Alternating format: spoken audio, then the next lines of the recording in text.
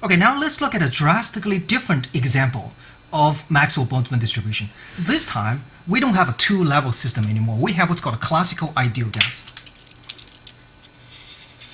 Classical ideal gas. By classical, I mean I ignore all the collections due to modern physics. So it's the physics we've studied so far. Let's look at the velocity vector of a particular molecule. This velocity vector has three components: Vx, Vy, and Vz. So let me draw a three-dimensional coordinate, not x, y, z, but Vx, Vy, Vz. The red vector indicates the velocity of that particle at that moment. We know the motion is very, very random because of all these collisions going on, right? You never know what happens after each collision. The molecules can go each way. So therefore, on average, the molecules move very, very randomly. So that means the velocity can point in any direction, equally likely. Okay? And as far as the magnitude is concerned, if there were no other considerations, if there are no such thing as Maxwell-Boltzmann distribution, which has to do with energy, then each velocity is equally likely to appear. So the tip of this vector, okay, the tip of this vector, let's use a blue color, can point anywhere in this three-dimensional space. Now we know that is not the case. We know that V better not be too long. This vector better not be too long, because the length of this vector, of course, is its speed, right? If the speed is too high, that means the kinetic energy is very high. That means, according to the Maxwell-Boltzmann distribution, the probability of having such energy will be much, much less. As a matter of fact, the Boltzmann factor, I can write in our case like this: the Boltzmann factor, e to the power negative energy over kT. E is the kinetic energy of a free moving particle. That's 1/2 mv squared. Okay, remember, you cannot always say E equals 1/2 mv squared, but it is the case when we have ideal gas. mv squared over 2 kT. Okay, simple as that. You understand better, I hope, why we insist on ideal gas. Because in an ideal gas, we don't look at intermolecular potential energy. Otherwise, this E is not just 1/2 mv squared. It must also include the potential energy between molecules. But that is a mess, because that depends on where each molecule is, that sort of thing. Because, right, I mean, the potential energy certainly depends on the separation between molecules. So you have to know not only this molecule, but where each molecule is, and that's a mess. Okay, so in an ideal gas, we only look at kinetic energy. That's clean. That's 1/2 mv squared. We don't have to worry about anything else. So this is the Boltzmann factor. It means if everything else being the same, then the faster the molecule, okay, it's greater value of V, the less likely I can find a molecule like that, because that requires greater energy, which according to the Boltzmann factor is more rare, it's more difficult to find. Okay, the higher the energy, the less likely you're going to find that particle. So my question now is, suppose I tally the speed of a molecule, okay? The speed, not the velocity, but the speed. I have, zero speed, of course, okay? But I also have, theoretically, infinite speed. Anything in between is possible. I don't worry about relativity at this point, okay? So the speed can be infinity. Now, some molecules will move at lower speed, some move at higher speed, and so forth. And my question is, what is the likelihood, or what is the probability of finding the molecule moving with a certain speed range? Okay, say between this speed and that speed. Okay, so I'm basically breaking down the speed into different beans, okay, different size beans, and look at this particular bean, say from V to V plus dV. Okay, this could be, for example, from 300 meters per second to 301 meters per second. So there's a 1 meter per second gap between here and there. I want to know how many molecules out of the n molecules in question, how many of these molecules move between speed 300 and 301 meters per second? Okay, you're looking for this probability, right? Well, one thing you have to consider is the Boltzmann factor. Okay, you have to plug in the speed, which is something around 300 meters per second. Okay, you plug that in, right? That's one thing. But another thing is how likely, you want to know how likely, beside the Boltzmann factor, how likely can the tip of this velocity vector fall within this range? Now remember, you're not concerned about direction motion of this molecule, are you? You're just concerned about the length of this velocity vector, which is the speed, right? If you want the speed to be between v and v plus dv, then basically you're saying that you want the tip of this velocity vector to fall within a spherical shell. A spherical shell between of radius of v and v plus dv. Do you agree? This is v. From here to there, this is v, and this is dv. The thickness is dv. Because after all, any velocity vector whose magnitude is between v and v plus dv, its tip has to fall within this shell between v of length v and here length v plus dv. If this shell is very, very small, then you have to aim precisely, right, in order to get there, and that's not very easy. If the shell is very thick with a large volume, then it's very likely for you to get there. So therefore, the probability of finding a molecule to have a speed between this value and that value is not only proportional to the Boltzmann factor, it is also proportional just to how big that shell is, right? Again, you have to make sure the tip falls into this shell, so you better hope the shell is large, otherwise it's going to be difficult to fall into that shell. What is the volume of the shell? The volume of the shell is 4 pi radius squared, that gives the surface area of the shell, times the thickness, which is dv. Right? So therefore, it is understandable that the probability of finding the particle whose speed is between v and v plus dv should be proportional to the product of two things, the Boltzmann factor and the area of this shell. Okay, so we finally find this. We find that probability of finding a particle whose speed is between v and v plus dv. Okay, let's call it dp. Now what is that equal to? It should be proportional to 4 pi v squared dv times the Boltzmann factor e to the negative m v squared over 2 kt. There we go. Once again, what is the meaning of dp? It is the probability of finding a molecule whose speed is between v and v plus dv, given the mass of the molecule and given the temperature of the gas.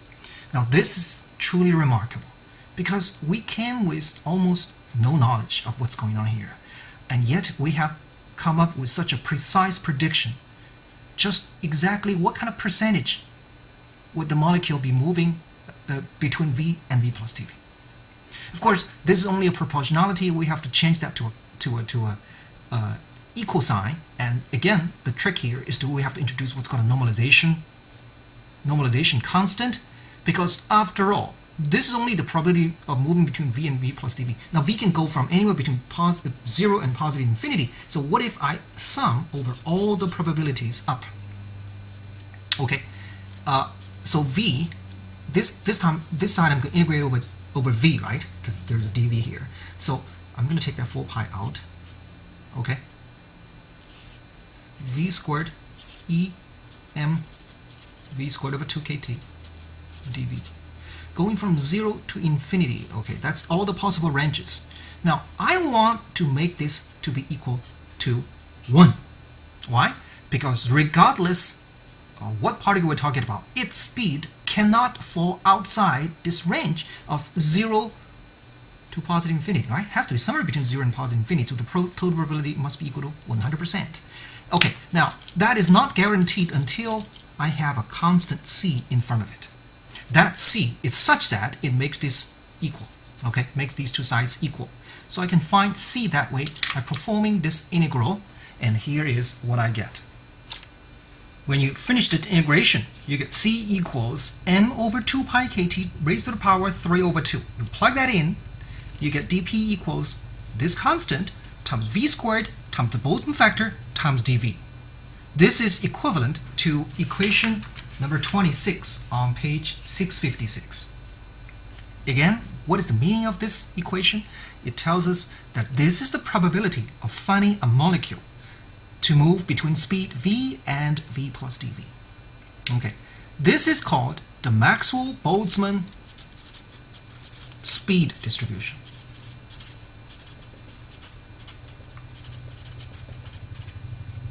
The Maxwell-Boltzmann speed distribution. As a matter of fact, we can plot dp over dv versus v. Okay.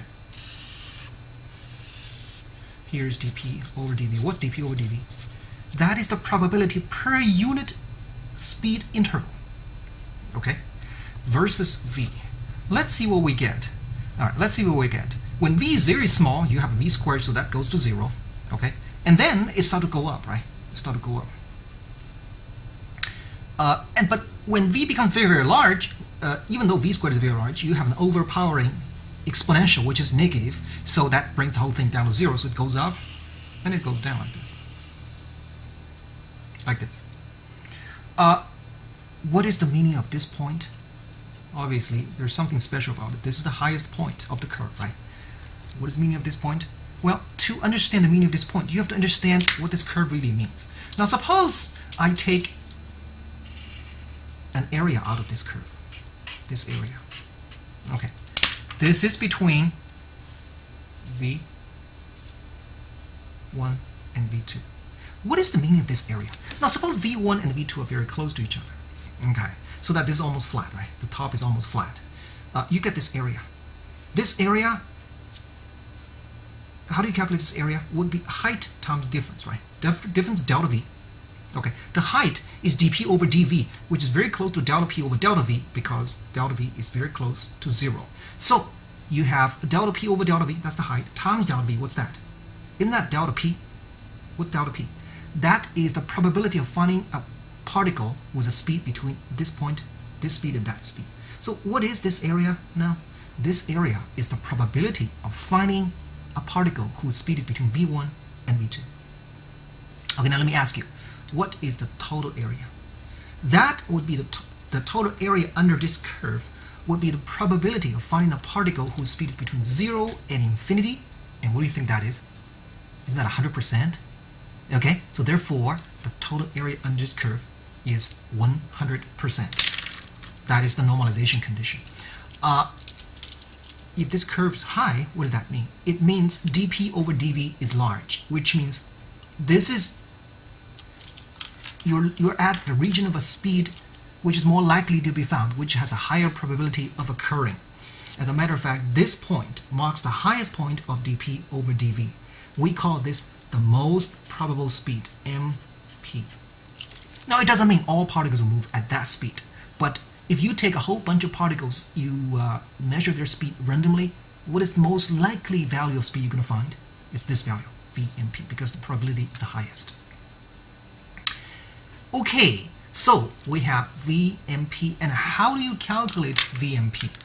Well, simple. That is where the curve is the highest. The curve is dp over dv. We move that dv down, and we find the value at which dp over dv is the greatest. So all we have to do is to take this whole thing, right? We take this whole thing, and when differentiate it, make sure that the derivative equals 0, right? And then you do so, you'll find vmp. vmp. What is that equal to? It turns out that has to do with temperature. Of course, the higher the temperature, the more likely you can find high-speed particles. It turns out to be 2kt over m. Okay, the most probable speed at a given temperature, 2kt over square root of 2kt over m. Now, why are we so interested in this curve besides the fact that we want to know what's the most probable speed?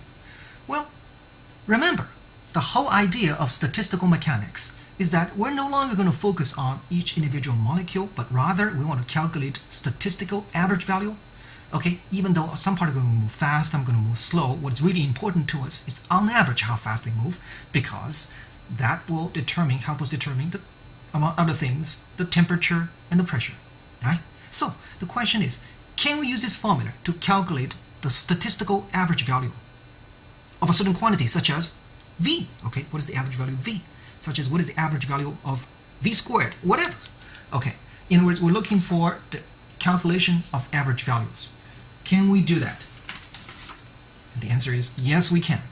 Okay, now, again, this is the probability of finding a particle to move between v and v plus dv. Suppose I have a quantity that I want to calculate. This quantity is a function of v, f of v. This can be any function. Say f of v just equals v itself, or it can be equal to v to the power 12, or whatever. I don't care. Okay, what is the average value of f of v? Well, you know, when a particle moves between speed v and v plus dv, what's the probability of that happening? Well, that would be dp, right? That would be dp by definition. So with this probability, the particle can move between v and v plus dv. At that speed, what is the value of fv? Well, just f of v, right? Okay, then if I integrate, then don't I get the average value of f of v? Of course, if you want to be careful, you got to divide this by the total probability. But we know that is equal to 1 if you use the appropriate normalization constant. So this is how we calculate the average value of any function that depends on v. Okay. In particular, we can calculate the average value of v squared, or average kinetic energy, K average. Can we do that? Well, that is 1/2 m v squared, right? Okay. Let's do this calculation. Now we know what the result is. We already did that before, right? Isn't that equal to 3/2 kt? Right? We know that. But we obtained that from totally different methods. We never used the Maxwell-Boltzmann constant, the Maxwell-Boltzmann distribution. Now we're going to use it to see if we get the same result. Okay, so let's take a look at how we might evaluate this integral. What we do is, of course, we plug in the value of fv, which is just 1/2 mv squared, right here, and then dp, this dp right here, this whole thing is dp, divided by the integral of dp. Okay, now we already know that with the proper choice of the normalization constant c, which is this m over 2 pi kt to the power 3/2, this whole integral of dp is already equal to 1, right? So let's just cross that out. That's equal to 1. And I'm going to take out some constants, 1/2 m right here, 4 pi, whatever, you know, these are constants, right? So I have left, the integral is only this part, 0 to infinity, v to the power 4, okay, here's v to the power 2, another v to the power 2, that's v to the power 4, e to the negative alpha v squared dv. Alpha is defined as m over 2 kt, okay, that replaced by alpha. So all I need to do is to evaluate this integral, and this is the standard integral, and here is the formula for it. Okay, x to the power 4 e to the negative alpha x squared dx. Integrate from 0 to infinity, this is what you get. So all we need to do is to plug this integral value into the expression here for average k. Okay, you substitute with this, and so you have you will get k average equals to, I'm just copying it, okay, 1/2 m times 4 pi m over 2 pi kt raised to the power 3/2. And then this integral, 3/8 square root of pi times alpha to the power negative 2/5. Okay, alpha itself is m over 2 kt raised to the power negative 5/2. These two powers partially cancel. Don't forget there is an actual pi here. You work out the algebra. I trust you can do that easily. And the answer comes as no surprise, 3/2 kt. Okay. So indeed, the Maxwell-Boltzmann distribution gives the correct value of the average value of kinetic energy. But it goes beyond that. We can also use that to calculate the average speed. All we have to do is to replace f of v instead of 1/2 mv squared. This time I'm going to use v for it. You can calculate the average speed. So v average equals to, okay, just v dp. This is how we do it. Okay, of course we divide the integral of dp, but we know that is equals 1. Okay, so this really is just equal to 0 to infinity, 4 pi. There's a v here, and then you copy the expression for dv, right? dp, that, right? And that's 4 pi m over 2 pi kt raised to the power 3/2 v squared e to the negative m v squared over 2 kt. dV. Okay, I'm going to leave this as an exercise for you. It's a matter of evaluating this integral v to the power 3 e to the negative alpha v squared dV. This is the standard mathematical integral which you can find in your math book. And if you did this calculation, you find the answer to be the square root of 8 kt over pi m. This is what you get. Okay, by the way, from this average k value, we also figured out the RMS value of v, right? RMS value. What was that equal to? 3 kt over m. Do you recall that? 3k square root of 3 kt over m. Here, 3 square root of 8 kt over pi m. So I have actually three interesting values, representative values for the speed. Okay, I have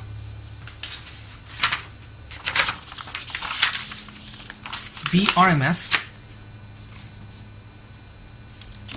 average value of the speed, and the most probable speed. And here is what I found. We have all three values now. This is the square root of 3 kt over m. This is the square root of 8 kt over pi m. And this is the square root of 2 kt over m. Okay, you take a look at these three values. Okay, they're very close to each other, but they're not quite equal. There's a 3 here, there's 8 over pi, which is 2 point something, and there's a 2 here. So obviously, there exists a mathematical inequality, okay, which means the RMS speed is greater than the average speed, which in turn is greater than the most probable speed. What I want to know is, can this be understood qualitatively? Okay, that's RMS speed has to be greater than average speed, which in turn has to be greater than the most probable speed. Well, it turns out, yeah, we can do that. Okay, first of all, let's look at RMS speed versus average speed. You know how we calculate RMS speed? We take v1 times v1, that's v1 squared, plus v2 squared, plus v3 squared, and so on, and then we divide it by m, right? So you see, this is different from a straight average. Like this. This would be just v1 plus v2 plus v3 blah blah blah divided by m, right? Here you have to take every v, multiply by itself, and then you divide by m and take the square root. So what you're doing here is you're actually adding a weight to each term v. What is the weight? The weight is itself. You take v times itself to get v squared. Doesn't that favor the faster moving molecules, right? Because it's the weight of that term is v itself. So you have greater v squared even greater. So you see, this average value favors faster moving molecules. This is just a straight average. There is no weight added to each term. So obviously, you can get a greater RMS speed than the average speed. This is true for any type of speed distribution. Okay. Now, next let's take a look at v average versus v most probable. For this, let me bring back this old chart. This is the most probable speed. Now the average speed, how do you calculate the average speed? Well, imagine if this curve is totally symmetrical about the highest point. Okay, if it's totally symmetrical, then what is the average speed? Well, for a symmetrical distribution, the average value is right in the middle, right? And then this middle point happens to be the highest point. So if this distribution were like this, totally symmetrical, then the most probable speed is also the average speed. Right? But is that true? No. We have a longer tail like this, right? In other words, even though we have a lower limit to the speed, which is 0, and there is no upper limit, we have some molecules, not a whole lot of them, some molecules moving at extremely high speed, and that increases the average speed value, so therefore the average speed is going to go beyond the most probable speed. Beyond this peak, it's going to be somewhere here. Okay. V bar. This explains why V bar has to be greater than V most probable. So you have three speeds, okay? Most probable, that's the smallest speed, and V average, and then you have V RMS. Okay, so that's how we place an order among these three speeds. V most probable is the smallest, V average is the middle one, and V RMS is the greatest. But then again, they're not that far from each other. You can see 3, and here's 8 over pi, and here's 2. They're not that far from each other.